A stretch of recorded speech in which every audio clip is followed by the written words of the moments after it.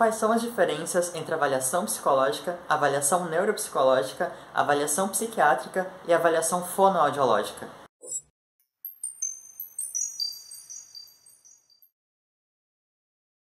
A equipe do Centro de Avaliação Psicológica da URGS, o CAP, conversou com 4 profissionais de diferentes áreas para entender um pouco mais sobre cada um desses tipos de avaliação.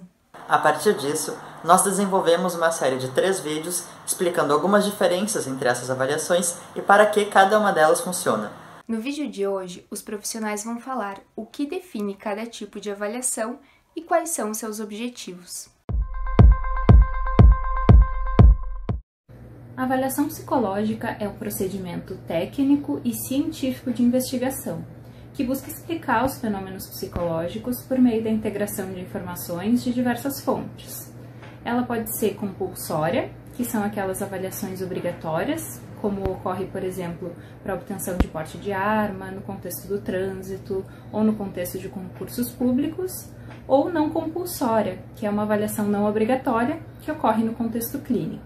O objetivo da avaliação psicológica se difere dentro dessas 2 categorias. No caso da avaliação compulsória, o objetivo principal é indicar a aptidão do sujeito para que ele obtenha alguma permissão, para que ele ocupe algum cargo. Já a avaliação não compulsória, que costuma acontecer no contexto clínico, onde ela é chamada de psicodiagnóstico, os objetivos principais são compreender características psicológicas do sujeito, verificar hipóteses diagnósticas, sejam essas hipóteses de diagnóstico nosológico ou diagnóstico dinâmico, identificar potencialidades e dificuldades daquele sujeito e contribuir para o planejamento terapêutico daquela pessoa.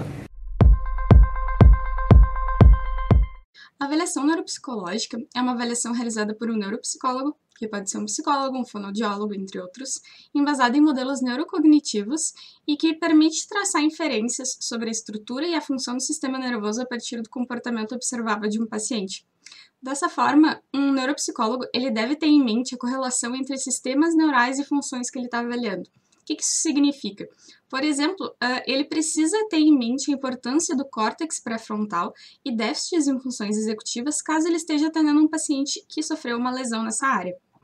E a avaliação neuropsicológica, ela não tem por objetivo final oferecer uma avaliação focada num diagnóstico, e sim oferecer um perfil de funcionamento do paciente e possíveis explicações para esse funcionamento, com análises quantitativas e qualitativas, que buscam entender não somente se um paciente apresenta um déficit ou não, mas em qual nível esse déficit está presente e em como ele se relaciona com outras funções cognitivas e com o funcionamento geral do paciente.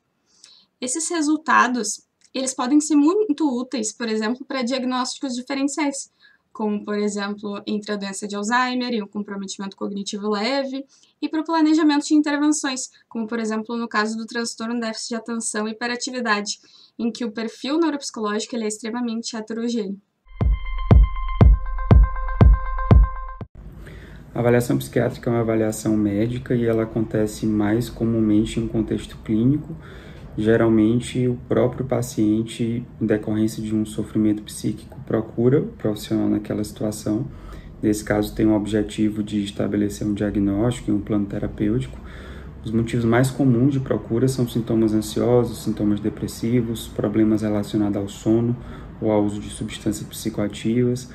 Mas essa avaliação também ela pode ser procurada a partir de terceiros, em que se observa mudanças de humor, de comportamento que estão levando a algum prejuízo no funcionamento e na qualidade de vida daquele paciente, né? Como, por exemplo, familiares ou outros profissionais.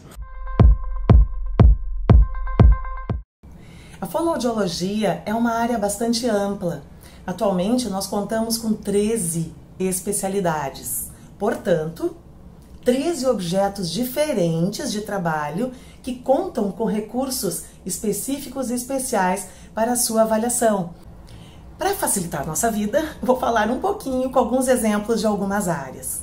A audiologia, por exemplo, é uma das áreas mais objetivas da fonoaudiologia, pois ela conta com um instrumental, com aparelhagem, que nos traz em forma de gráficos, de números, como está acontecendo a nossa audição, o quanto nós estamos ouvindo ou deixando de ouvir nas diversas frequências. Da mesma forma que nós também temos exames para verificarmos como que aquele som, aquela mensagem que adentra pela nossa audição, é trabalhada no nosso cérebro e como que ela produz, o que nós fazemos com essa informação auditiva.